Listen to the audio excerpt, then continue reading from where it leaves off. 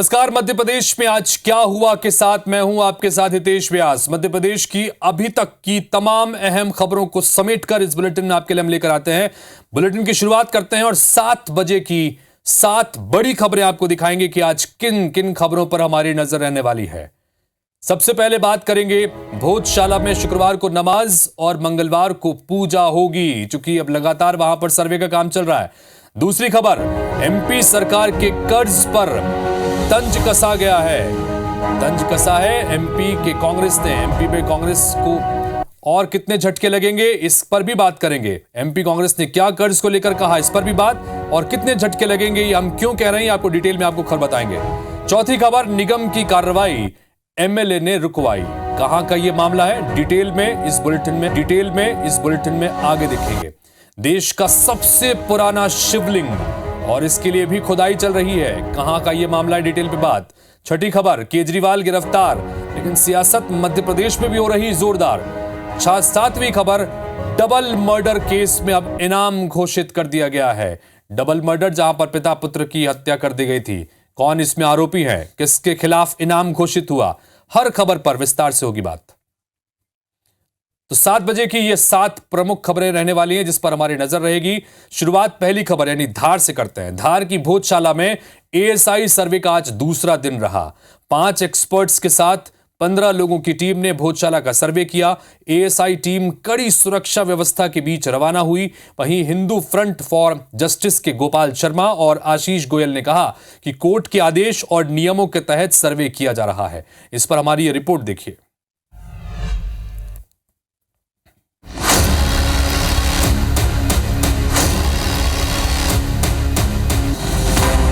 धार की भोजशाला में एएसआई सर्वे का आज दूसरा दिन है। एएसआई के सर्वे दल के 5 सदस्यों सहित लगभग 15 लोगों की टीम पहुंची। इस दौरान हिंदू फ्रंट फॉर जस्टिस की ओर से गोपाल शर्मा और आशीष गोयल मौजूद रहे। वहीं मुस्लिम पक्ष की ओर से याचिकाकर्ता ने कहा कि संविधान के दायरे में रहकर जो आदेश दिए गए हैं उसका पालन करते हुए सर्वे हो तो कोई दिक्कत नहीं है।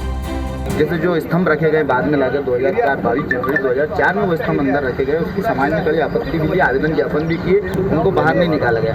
आज उसको उस सर्वे में वो शामिल करना चाहते हैं, तो ये एक प्रश्न चिन्ह है, तो इसलिए नए सर्वे की मांग कर रहे हैं और हम इसके नए सर्वे का विरोध कर रहे हैं। वहीं बीजेपी विधायक उषा ठाकुर ने कहा कि एएसआई के सर्वे में जो तथ्य और प्रमाण निकलकर सामने आएंगे उसी के आधार पर आगे की कार्रवाई होगी। तथ्य प्रमाण जो गवाही देंगे वो बात होगी और सत्य से किसी को भी मुंह नहीं चुराना चाहिए। दोनों पक्षों को सामने खड़े रह के सर्वे कराना चाहिए, अपनी अपनी बात कहना चाहिए। जिसके पक्ष में तथ्य प्रमाण होंगे निर्णय उसके पक्ष में होगा। इधर एएसआई के सर्वे को लेकर पंडोखर सरकार ने कहा कि भोजशाला शक्ति साधना का स्थल है। आज जो एक्शन लिया जा रहा है वो पहले हो जाना चाहिए था। भोजशाला सरस्वती माता का मंदिर, देवी शक्ति का केंद्र, पराशक्ति यंत्र साधना का स्थल, यज्ञ परंपरा का वो क्षेत्र है। शासन प्रशासन एक्शन ले रहा है, ये तो बहुत पहले हो जाना चाहिए था। विद्या का कहीं ना कहीं जो चित्रण किए गए हैं और इन पर अतिक्रमण है, इनको शीघ्र ही मुक्त होना चाहिए। बता दें कि एएसआई भोपाल मंडल ने आदेश जारी किया है। अब पर्यटकों का प्रवेश बंद रहेगा। साथ ही शुक्रवार को नमाज और मंगलवार को पूजा की जाएगी।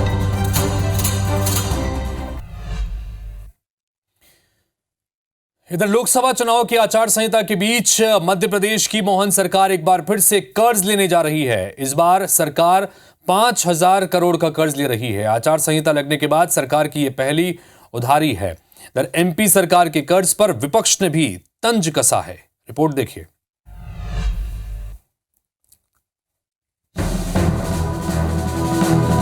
लोकसभा चुनाव की आचार संहिता के बीच मध्य प्रदेश की मोहन सरकार एक बार फिर कर्ज लेने जा रही है। इस बार सरकार 5,000 करोड़ का कर्ज ले रही है। आचार संहिता लगने के बाद सरकार की ये पहली उधारी है। खास बात यह है कि सरकार की वार्षिक सीमा का ये अंतिम कर्ज है। इसके बाद मध्य प्रदेश सरकार की इस साल के लिए कर्ज लेने की सीमा खत्म हो जाएगी। कर्ज पर वित्त मंत्री और डिप्टी सीएम जगदीश देवड़ा का बयान भी सामने आया है। या जो भी कर्जा हमने लिया होगा तो कर्जा समय पे चुकाया, उसके नियम है, प्रक्रिया है, उसकी भारत सरकार से उसकी परमिशन लेना पड़ती है। ये सब डेवलपमेंट के काम करने के लिए सरकार कर्जा ले रही है, सरकार कर्जा समय पे चुका रही है। अब ये बार बार कांग्रेस के पास मुझे लगता है कोई विषय है ही नहीं। एमपी सरकार के कर्ज पर पीसीसी चीफ जीतू पटवारी ने एक्स पर पोस्ट कर विरोध जताया है। पटवारी ने कहा कि सरकार के लग्जरी खर्च बढ़ते जा रहे हैं, नई गाड़ियों पर करोड़ों खर्च हो रहे हैं। साथ ही पीसीसी चीफ ने एमपी सरकार के साथ केंद्र सरकार को भी घेरा है।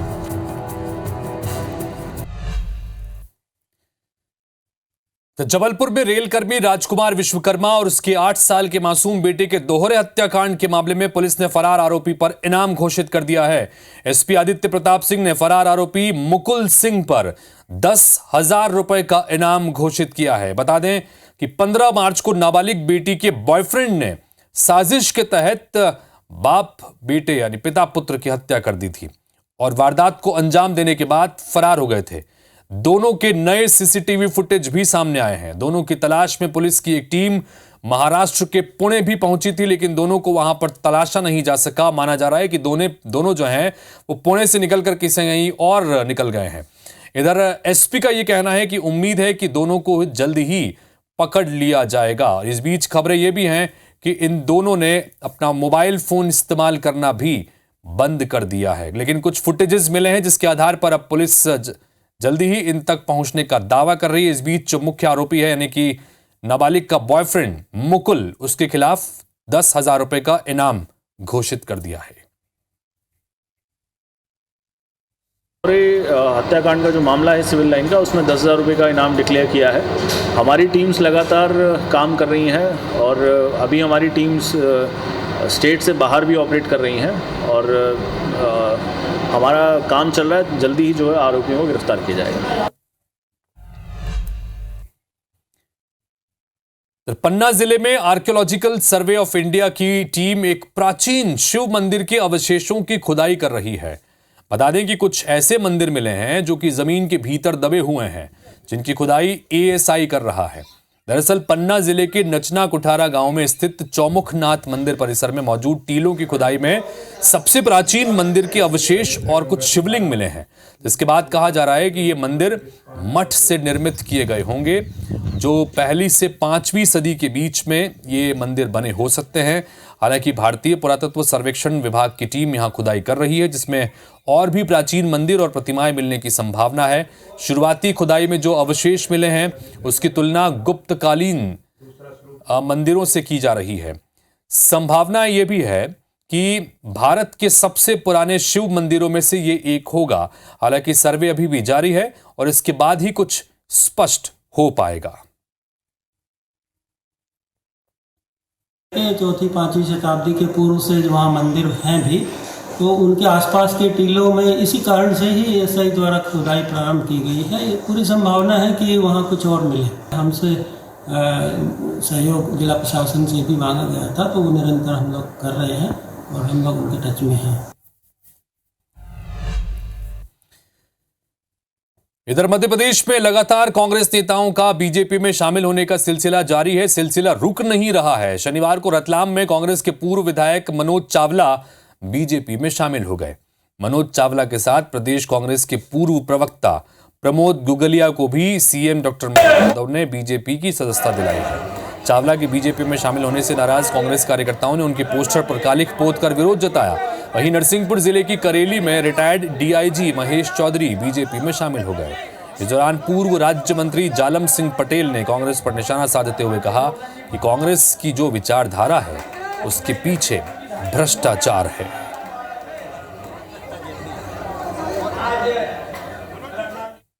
मंदिर का प्राण प्रतिष्ठा जाना चाहिए था, सबको शामिल होना चाहिए, सबका विषय, कोई कांग्रेस या बीजेपी का नहीं। लेकिन उनने उस बात को नकारा और कहीं ना कहीं वो बात हमारे दिल में लगी थी कि ये गलत है और तभी से ये विचारधारा चल रही थी। लेकिन विचार करने में थोड़ा समय हमको लग गया और आज भारतीय जनता पार्टी हमने ज्वाइन की। इसमें हमारे बसपा के एक नेता हैं जो डीआईजी चुनावी उन्होंने लड़ा है अभी, आदरणीय चौधरी जी। सपा के नेता, उन्होंने विधानसभा के वो भी उन्होंने ज्वाइनिंग की है। आदरणीय प्रधानमंत्री मोदी जी के विचारधारा से प्रभावित होकर और भारतीय जनता पार्टी में सक्रिय रूप से मैंने ज्वाइनिंग की है। इधर भोपाल से खबर जहां पर भारतीय जनता पार्टी के प्रदेश अध्यक्ष वीडी शर्मा ने दिग्विजय सिंह पर निशाना साधा। उन्होंने कहा कि नकारे हुए नेता हैं दिग्विजय सिंह। बंटाधार को एमपी से हमने बाहर किया, उन्हें पहले से ही हार का एहसास हो गया है। ये हिंदुत्व और संस्कृति पर प्रहार करते हैं। कांग्रेस में प्रबुद्ध जन पर विश्वास नहीं रहा। कांग्रेसी बीजेपी के विचार से प्रभावित हैं, ये वीडी शर्मा ने कहा। भोजशाला के फैसला हमारे लिए गौरव की बात है। इस विषय पर भी उन्होंने कहा दिग्विजय सिंह के पेट में दर्द हो रहा है। वीडी शर्मा ने यह भी बात कही। दरअसल बता दें कि कांग्रेस पार्टी ने दिग्विजय सिंह को राजगढ़ से इस बार लोकसभा का प्रत्याशी बनाए जाने का फैसला कर लिया है। हालांकि अब तक लिस्ट सामने नहीं आई है, लेकिन दिग्विजय सिंह ने खुद भी एक मंच से स्वीकार किया कि उनको चुनाव लड़ने के लिए आदेश दिया गया है। उसी के ऊपर जब प्रतिक्रिया वीडी शर्मा से मांगी गई तो उन्होंने ये बातें कही। एक बार सुनिए क्या कह रहे हैं वीडी शर्मा।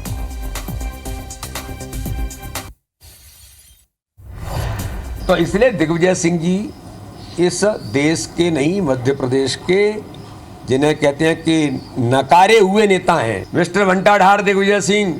इसी मध्य प्रदेश की जनता ने मिस्टर बंटाधार को मध्य प्रदेश से नकार के बाहर किया। इधर मध्य प्रदेश बीजेपी के प्रदेश अध्यक्ष वीडी शर्मा ने IBC 24 से एक्सक्लूसिव बातचीत की। इस दौरान उन्होंने संगठन की रणनीतियों से लेकर लोकसभा में बीजेपी की जीत की प्लानिंग क्या है, इस पर भी विस्तार से चर्चा की।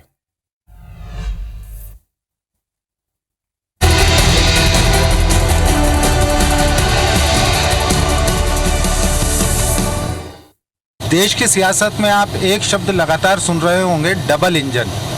उसका अभिप्राय सरकार से होता है, दिल्ली की सरकार और भोपाल की सरकार। लेकिन मैं अगर मध्य प्रदेश के संदर्भ में कहूं तो यहाँ भी डबल इंजन यानी ट्रिपल इंजन चल रहा है। और ये डबल इंजन मैं आपको दिखाना चाहूँगा और हमारे दर्शकों के लिए ये शायद पहली बार होगा कि चुनाव प्रचार के दौरान संगठन के मुखिया वीडी शर्मा और सरकार के मुखिया मोहन यादव जी दोनों हमारे साथ मौजूद हैं।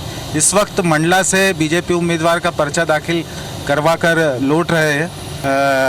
शर्मा जी, मैं आपसे एक सवाल पूछना चाहूँगा कि मैंने मुख्यमंत्री जी से तो पूछा, अब आपसे भी पूछ रहा हूँ कि आपको क्या यकीन है कि इस बार मध्य प्रदेश में क्या विधानसभा जैसा परिणाम रहेगा?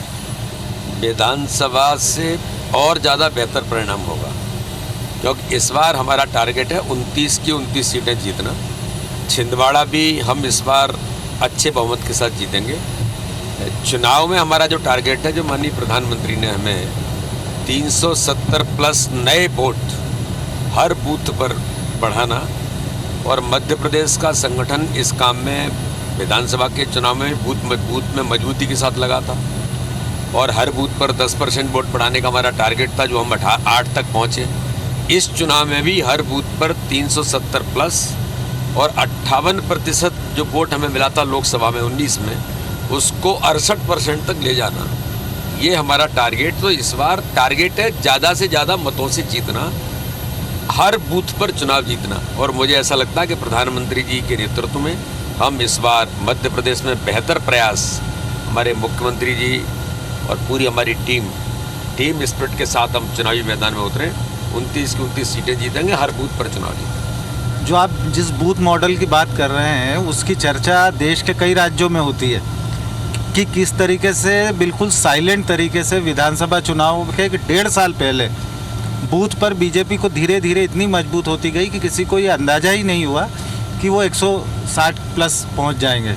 क्या इस बार भी ऐसी कोई रणनीति पे पहले से काम हुआ है? इस बार रणनीति पर लगातार हमने जो विधानसभा के अंदर काम किया था उसको हमने रिवाइज किया है।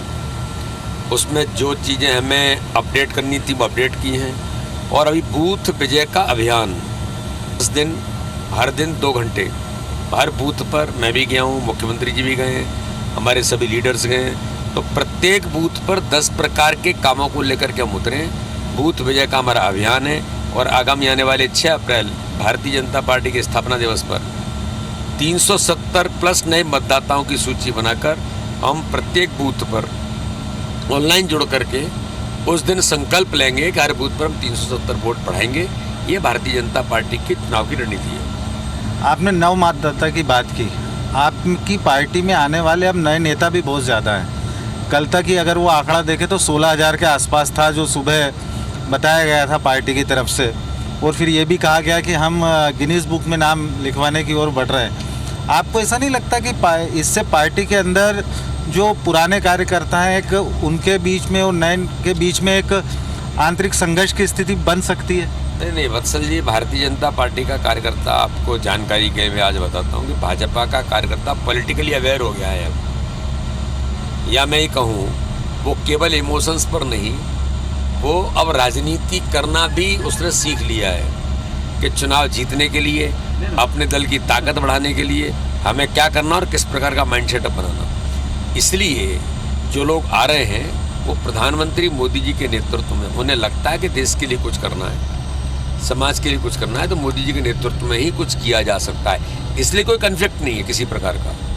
आ रहे हैं और बिना शर्त के लोग आ रहे हैं और बूथ पर आ रहे हैं। दूसरी बात बताना चाहता हूँ, ज्वाइनिंग में केवल पॉलिटिकल लोग नहीं आ रहे, सामाजिक काम करने वाले लोग आ रहे हैं, खिलाड़ी आ रहे हैं, आर्टिस्ट आ रहे हैं, बड़ी संख्या में डॉक्टर्स आ रहे हैं, कई ब्यूरोक्रेट्स आ रहे हैं जो रिटायर्ड हो चुके हैं। तो समाज के ऐसे प्रभावी लोग भी भारतीय जनता पार्टी में इस समय मोदी जी के नेतृत्व में लोग जुड़ रहे हैं। तो इसलिए उनका उद्देश्य अलग प्रकार का, केवल पॉलिटिक्स नहीं है। तो इसलिए देश का वातावरण है और इस अमृत काल में लोग भाजपा में ज्वाइन कर रहे हैं, तो हम तो उनका स्वागत कर रहे हैं, हमारी ताकत बढ़ रही है। तो ये थे वी.डी. शर्मा जो बीजेपी के प्रदेश अध्यक्ष हैं और उन्हें इस बार भरोसा है कि पार्टी न सिर्फ पूरी 29 सीटें जीतेगी बल्कि अपने वोट प्रतिशत में भी काफ़ी इजाफा करेगी। वत्सल श्रीवास्तव, IBC 24, भोपाल।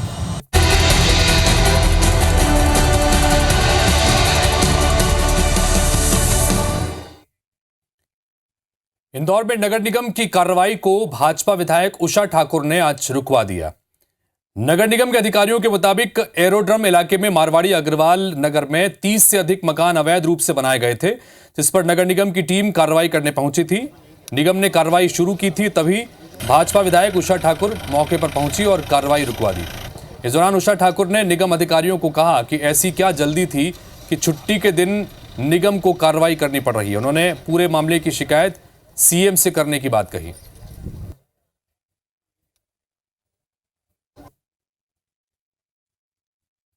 इस प्रकार से आतताईपूर्ण तरीके से कार्रवाई करना ये ना तो नागरिकों के हित में है और ना सरकार के हित में। मैं बिल्कुल CM को मैंने अभी फ़ोन लगाया है, जो बात होगी मैं उनको विषय बता रही हूँ। ये अवैध कॉलोनी है, तो इस पर अवैध कॉलोनी पे कार्रवाई करने आए थे, ऊपर से निर्देश मिले थे, तो अवैध कॉलोनी कार्रवाई 30-35 मकान है लगभग, इनको नोटिस दिए थे 5-7 रोज पहले दिए थे। हाँ, विरोध लोगों का अभी विरोध है, जारी है अभी भी।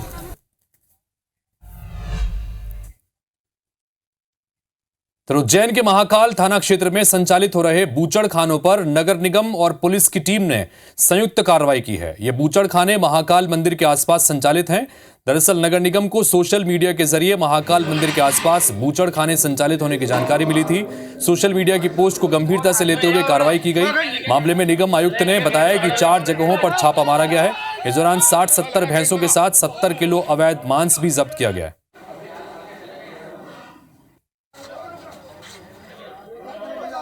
काफी समय से सूचना मिल रही थी कि महाकाल क्षेत्र में कुछ स्थानों पर अवैध बूचड़खाने संचालित किए जा रहे हैं। सोशल मीडिया में भी इस तरह की कुछ पोस्ट आई थी। उसी का संज्ञान लेते हुए सूचनाओं का सत्यापन कराया गया। अब इसका परीक्षण करा के जो भी इसमें वैधानिक कार्रवाई है वो की जाएगी। साथ ही जो नागरिकों से भी अपील है कि इस तरह की कोई सूचना मिलती है तो हमारे संज्ञान में जरूर है। मध्य प्रदेश के आदिवासी अंचलों में भगोरिया पर्व की धूम है। आदिवासी बाहुल क्षेत्र में भगोरिया पर्व अपने शबाब पर है। हर साल क्षेत्र में निवासरत जनजातियों द्वारा भगोरिया पर्व को धूमधाम से मनाया जाता है, जो होली तक चलता है। CM डॉक्टर मोहन यादव शनिवार को झाबुआ पहुंचे, जहां रानापुर भगोरिया हाट में CM शामिल हुए। वहीं बीजेपी प्रत्याशी शिवराज सिंह चौहान शनिवार को विदिशा के ब्रिजेश नगर पहुंचकर भगोरिया पर्व में शामिल हुए, जहां शिवराज सिंह चौहान का अनोखा अंदाज भी देखने को मिला। पूर्व CM ने ढोल बजाने के साथ साथ आदिवासी नृत्य भी किया।